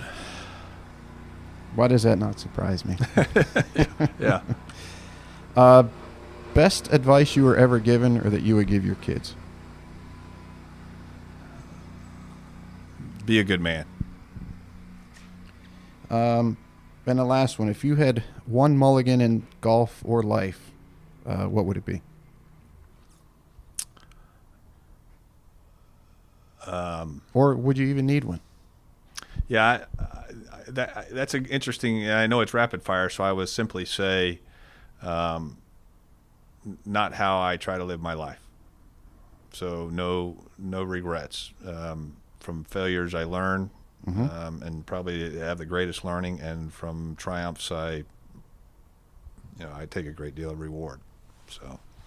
Cool. Well, you're not on social media, but if somebody wanted to reach out to you for advisement, questions on maybe some things we talked about today, what's the best way if someone wanted to get a hold of you? Yeah, I'm the vice president for the Technical College of the Low Country, so you can certainly reach me at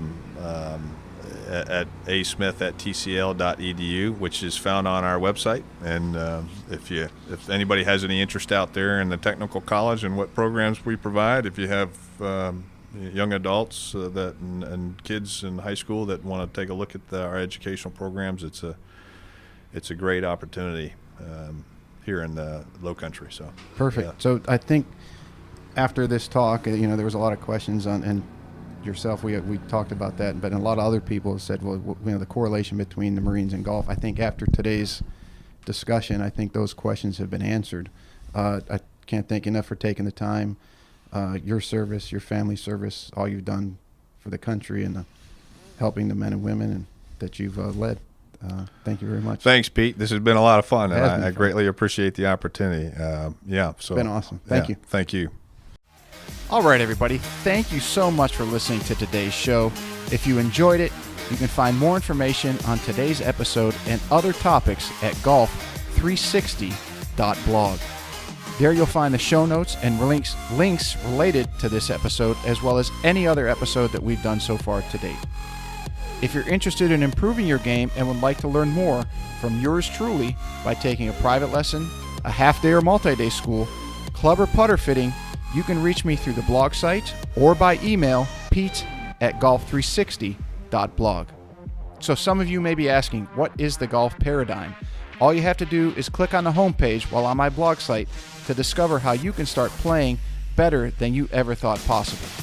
Or you can simply sign up again on the blog page for my instructional videos where I give regular tips on all areas of the game to include the swing, club design and fitting, health, fitness and nutrition, the mental aspects, and equally as important, the integration of all those things together. I'm also on social media, and you can find me at The Golf Paradigm. That's PARADIGM. And I'm on Facebook, Instagram, and Twitter. And don't forget to subscribe to my YouTube channel, also under the same name, The Golf Paradigm. Facebook is usually the best way to reach me for questions and or comments, and I look forward to hearing what all of you have to say.